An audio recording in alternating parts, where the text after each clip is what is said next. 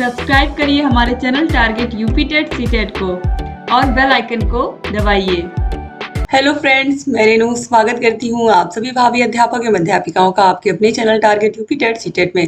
दोस्तों, आज आपके डीएलएड थर्ड सेमेस्टर के यहाँ पर जो आप लोग का संस्कृत का पेपर है, डीएलएड थर्ड सेमेस्टर का संस्कृत का पेपर यहाँ पर उसको कंप्लीट हम कराने वाले हैं। ये आपका 7वां पेपर है।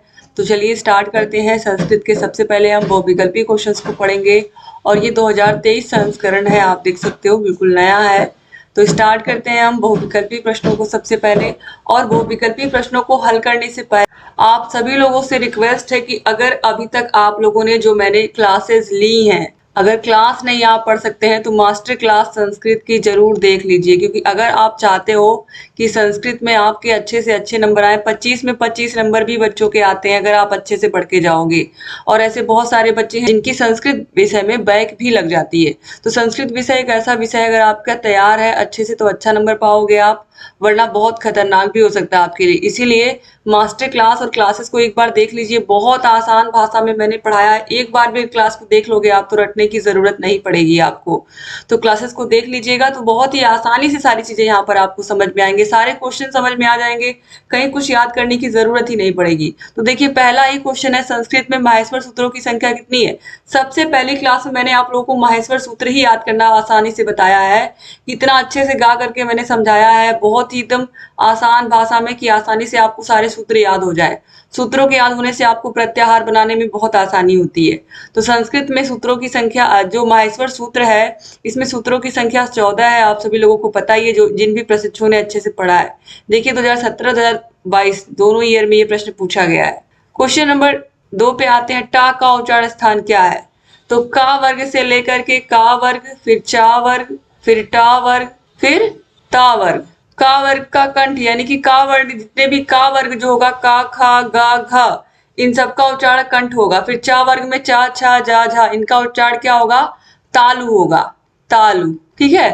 फिर टा वर्ग मूर्धा, टा ठा डा ढ, इनका क्या होगा, मूर्धा होगा। फिर ता वर्ग ता था दा धा, इनका हो जाएगा दंत हो जाएगा, इनके उच्चारण में दांत का इस्तेमाल होता है। तो का चा टा और ता वर्ग इस तरीके से, का वर्ग कंठ तालु मूर्धा दंत ओष्ठ, और जो इसके बाद पा वर्ग की बात करें हम तो ओष्ठ। इस तरीके से अगर आपने बस इतना रट लिया, कंठ तालु मूर्धा दंत ओष्ठ, बहुत आसानी से मैंने आप लोग को बताया है। तो का वर्ग के बाद चा वर्ग ही आता है, टा वर्ग ही आता है, ता वर्ग, फिर उसके बाद पा वर्ग। तो इस तरीके से जितने भी वर्ण हैं आसानी से आपको याद हो जाएंगे कि इसका उच्चारण स्थान क्या है।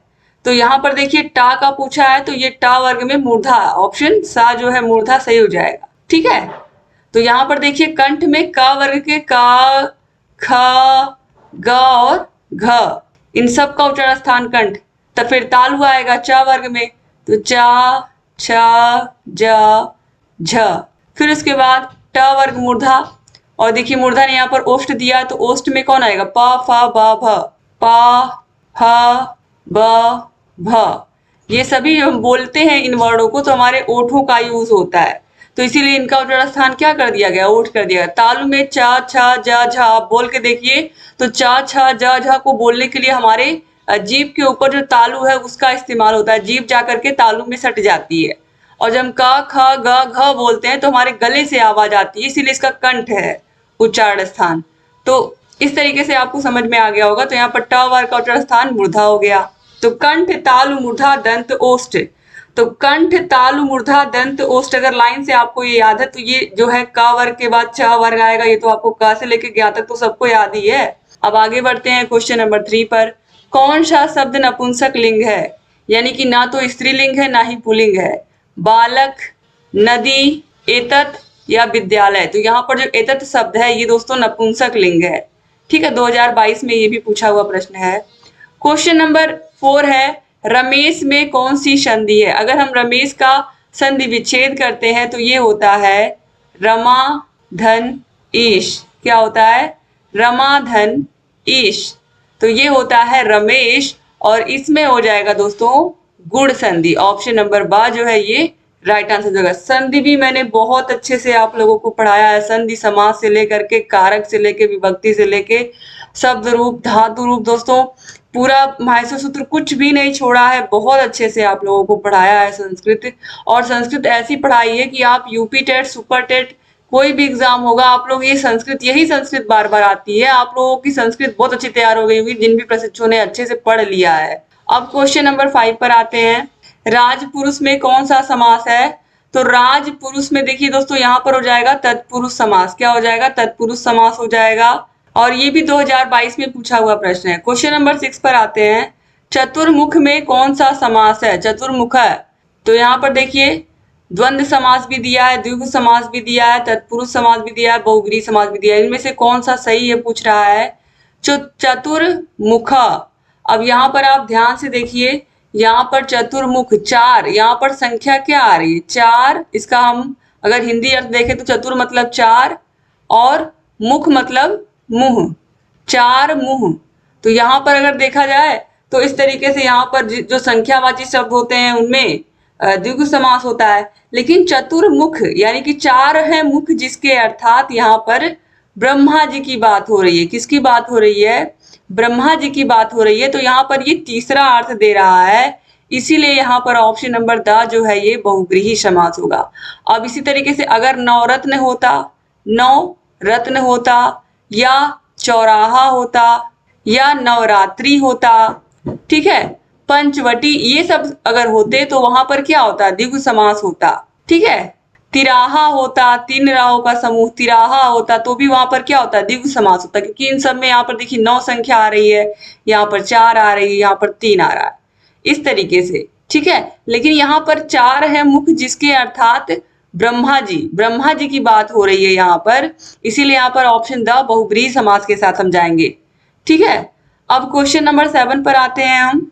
अब यहाँ पर देखिए बहुव्रीहि समास, इसके अलावा चतुर्मुखा के अलावा और हम किसी का एग्जाम्पल यहाँ पर देख सकते हैं, और भी एग्जाम्पल हम देख सकते हैं, जैसे कि नीलकंठ, नीला है कंठ जिसका, अर्थात भगवान शिव जी। दशानन, 10 है सिर जिसके, अर्थात रावण हो जाएगा। ठीक है, चंद्रशेखर, चंद्रमा है शिखर पर, आप देखते हो भगवान शिव की जटा जब ऊपर बंधी होती है उसमें चंद्रमा बने होते हैं, तो सर पर जिसके जटा है अर्थात चंद्रशेखर, ये कौन हो जाएंगे? शिव जी हो जाएंगे। तो इस तरीके से इन सब में बहुव्रीहि समास होता है। ठीक है, ये तीसरा अर्थ देते हैं।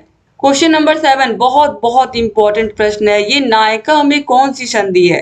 तो नायका का जब हम संधि विच्छेद करेंगे तो ये हो जाएगा नय धन अकह, नय धन अकह, न पर अ की मात्रा, नय धन अकह। तो इस तरीके से यहाँ पर दोस्तों हो जाएगा अयादि संधि। और यहाँ पर देखिए नय धन अकह, तो यहाँ पर है अ और यहाँ पर है अ और अ मिलकर के हो जाता है यहाँ पर आय, और इसीलिए यहाँ पर क्या हो गया? देखिए नायक, नायक हो गया, नायका हो गया, नय धन अकह नायक आय हो गया। क्वेश्चन नंबर 8 है, संस्कृत में कितने कारक होते हैं? दोस्तों संस्कृत में 6 कारक माने गए हैं। कर्ता कारक, कर्म कारक, करण कारक, संप्रदान कारक, अपादान कारक और अधिकरण कारक। संबंध को यहाँ पर कारक नहीं माना गया है। ठीक है, क्वेश्चन नंबर 9 है, वर्ण के कितने भेद होते हैं? तो जो वर्णमाला होती है, वर्ण होते हैं, 2 भेद होते हैं, स्वर और व्यंजन। तो यहाँ पर क्या हो जाएगा? ये स्वर हो गया पहला, दूसरा व्यंजन हो गया, तो ऑप्शन नंबर आ जो है ये राइट आंसर हो जाएगा। क्वेश्चन नंबर 10 पर आते हैं। स्वर को कहते हैं अच, हल, यड़ या इक। तो अच प्रत्याहार जो होता है इसको हम कहते हैं स्वर, क्योंकि इसमें सारे के सारे स्वर आ जाते हैं। अब क्वेश्चन नंबर 11 है, व्यंजन को कहते हैं अच, हल, यड़ या इक। तो व्यंजन को हम हल कहते हैं। इसी प्रकार से हम स्वर संधि को अच कहते हैं और व्यंजन संधि को हल संधि भी कहते हैं। ठीक है, तो स्वर को अच कहते हैं, व्यंजन को हल कहते हैं, याद रखिएगा। हल प्रत्याहार के अंतर्गत जितने भी वर्ण आएंगे वो सब व्यंजन होते हैं, और अच प्रत्याहार के अंतर्गत जितने भी वर्ण आते हैं सब स्वर होते हैं। क्वेश्चन नंबर 12 है, व्यंजन के कितने भेद होते हैं? तो दोस्तों व्यंजन के आपको अक्सर 4 भेद ही दिखेंगे। सबसे पहले स्पर्श व्यंजन, फिर अंतस्थ व्यंजन, फिर उष्ण व्यंजन और फिर संयुक्त व्यंजन। तो यहाँ पर ऑप्शन नंबर 4 जो है यहाँ पर इसको राइट आंसर लगाते हैं। ठीक है, आगे बढ़ते हैं। क्वेश्चन नंबर 13 है, व्यंजन के कितने भेद हैं? तो व्यंजन के यहाँ पर देखिए स्पर्श दिया हुआ है, अंतस्थ व्यंजन दिया हुआ, उष्ण व्यंजन दिया हुआ, तो ये सभी व्यंजन के भेद हैं। तो ऑप्शन 10 सही हो जाएगा, बस इसमें संयुक्त व्यंजन नहीं दिया हुआ है। क्वेश्चन नंबर 4 पर आते हैं। यद्यपि का संधि विच्छेद होगा।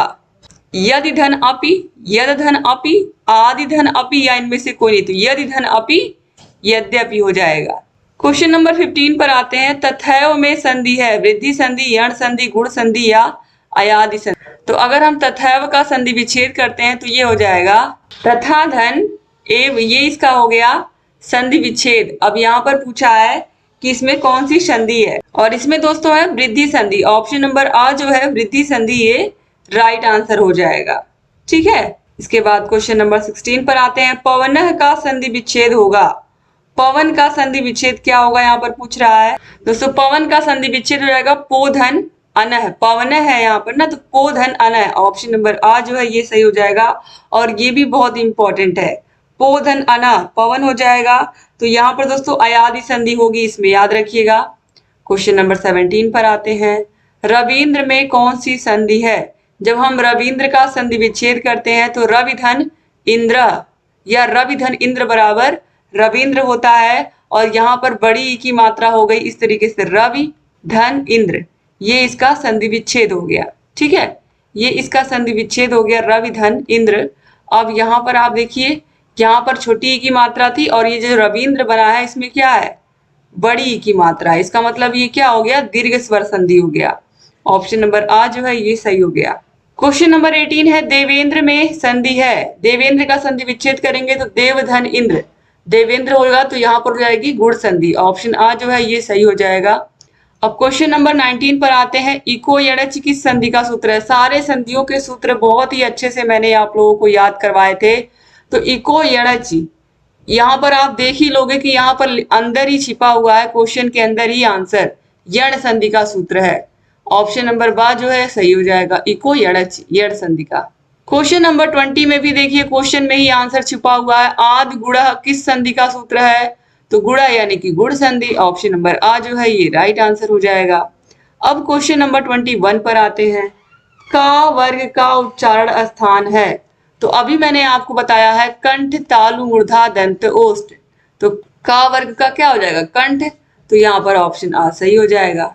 क्वेश्चन नंबर 22 पर आते हैं। अब जिन प्रशिक्षुओं ने अच्छे से कारक वाले चैप्टर या विभक्ति वाले चैप्टर को पढ़ा है वो ये क्वेश्चन देख करके ही कर लेंगे। सह पादेन खंजा अस्ति, यानी कि वह पैर से लंगड़ा है। इस वाक्य में पादेन विभक्ति का है। पादेन किस विभक्ति का है, पादेन मतलब पैर, वह पैर से लंगड़ा है। तो यहाँ पर देखिए तृतीया विभक्ति, चतुर्थी विभक्ति, पंचमी विभक्ति या सप्तमी विभक्ति, इसमें होगा दोस्तों तृतीया विभक्ति। अगर किसी के अंग में कोई विकार है, जैसे वह पैर से लंगड़ा है, वह कान से बहरा है, इस तरीके का अगर कोई भी वाक्य आता है तो उसमें तृतीया विभक्ति होती है। ठीक है, देख करके ही आप समझ जाओगे। और अगर कोई किसी साधन से कोई काम कर रहा है, जैसे राम ने रावण को बाण से मारा, ठीक है, तो यहाँ पर साधन क्या हो गया, बाण से मारने का साधन, तो यहाँ पर इसमें भी तृतीया विभक्ति हो जाएगी। इस तरीके से ठीक है, जब कोई काम किसी साधन से होगा तो वहां पर भी तृतीया विभक्ति हो जाएगी। क्वेश्चन नंबर 23, यथाशक्ति में कौन सा समास है। तो ये तो बिल्कुल याद किया हुआ है, यथाशक्ति देख के ही समझ जाओगे आप, अव्ययी भाव समास है। ऑप्शन नंबर आ जो है सही हो जाएगा। क्वेश्चन नंबर 24, वर्णों के समूह को क्या कहते हैं। तो वर्णों के समूह को हम क्या कहते हैं, वर्ण माला कहते हैं। क्वेश्चन नंबर 25 पर आते हैं। यद्यपि, इत्यादि, पित्राज्ञा, इसमें सब संधियां बताना है। यण संधि, गुण संधि, अयादि संधि या फिर वृद्धि संधि। दोस्तों इन सभी में यण संधि है। ऑप्शन नंबर आ जो है ये सही हो जाएगा। तो यद्यपि, यदि धन अपि, इत्यादि, इति धन आदि, पित्राज्ञा, पितृधन आज्ञा। पित्राज्ञा का इस तरीके से दोस्तों, पितृधन आज्ञा, ठीक है, पित्राज्ञा। तो इन सभी में क्या है, इन सभी में है यण संधि। क्वेश्चन नंबर 26 पर आते हैं। नायकः का संधि विच्छेद बताइए। तो नायकः का संधि विच्छेद अभी मैंने आपको आगे बताया था, नय धन अकह नायकः। ऑप्शन नंबर आ जो है ये क्या हो जाएगा, राइट आंसर हो जाएगा। क्वेश्चन नंबर 27 पर आते हैं दोस्तों। पंचवटी, त्रिलोकी, नवरात्रम, चतुर्मुखा में कौन सा समास है। अब दोस्तों यहाँ पर आप ध्यान से देखिएगा। पंचवटी, पंचवटी में द्विगु समास। त्रिलोकी, त्रिलोकी में भी द्विगु समास होगा क्योंकि यहाँ पर 3 संख्या आ रही है, यहाँ पर 5 संख्या आ रही है। यहाँ पर नवरात्रम में 9 संख्या आ रही है। चतुर्मुख में 4 संख्या आ रही है, तो इस तरीके से यहाँ पर क्या हो जाएगा, यहाँ पर हो जाएगा द्विगु समास। अब आप पूछ सकते हो कि मैम अभी आपने बताया था जो चतुर्मुख है इसमें बहुब्रीहि समास होगा, लेकिन यहाँ पर आप देखिए चूंकि इन तीनों में जब ये तीनों के तीनों ही आप देख रहे हो पंचवटी, त्रिलोकी, नवरात्रम, इन तीनों में द्विगु समास है, तो इस चौथे वाले को भी हमको उसी के साथ लेकर के चलना पड़ेगा। ठीक है, तो यहाँ पर ऑप्शन नंबर बा जो है द्विगु समास, वरना यहाँ पर हम क्या लगाते, बहुब्रीहि लगाते, लेकिन यहाँ पर ये तीनों जो है ये तीनों के साथ ही हमको इसको भी लेना पड़ेगा, तो ऑप्शन बा जो है द्विगु समास ये राइट आंसर हो जाएगा। क्वेश्चन नंबर 28 है पीताम्बरः नीलकंठः दशाननः चंद्रशेखरः में कौन सा समास है। पीताम्बर पीला वस्त्र कौन पहनता है, भगवान विष्णु के लिए ये कहा जाता है। पीताम्बरः नीलकंठ, नीला है कंठ जिसका अर्थात भगवान शिव, दशानन 10 है सिर जिसके अर्थात रावण, और चंद्रशेखर चंद्रमा है शिखर पर जिसके अर्थात भगवान शिव। तो इसमें क्या हो जाएगा, इसमें देख के ही आप समझ जाओगे कि बहुब्रीहि समास होगा, क्योंकि ये चारों ही एक दूसरा अर्थ दे रहे हैं, किसी व्यक्ति के बारे में या किसी ईश्वर के बारे में बता रहे हैं। क्वेश्चन नंबर 29 है वृक्षात पत्राणि पतंति में वृक्षात पद में कारक है। वृक्ष से पत्ते गिरते हैं, जहां पर भी अलग होने का बोध होगा, वृक्ष से पत्ते गिर रहे हैं, छत से बिल्ली कूदी, ठीक है, जहां पर भी अलग होने का बोध होता है वहां पर होता है अपादान कारक। ऑप्शन नंबर आ जो है ये क्या हो जाएगा, राइट आंसर हो जाएगा, अपादान कारक। ठीक है, अब हम आगे बढ़ते हैं क्वेश्चन नंबर 30 पर।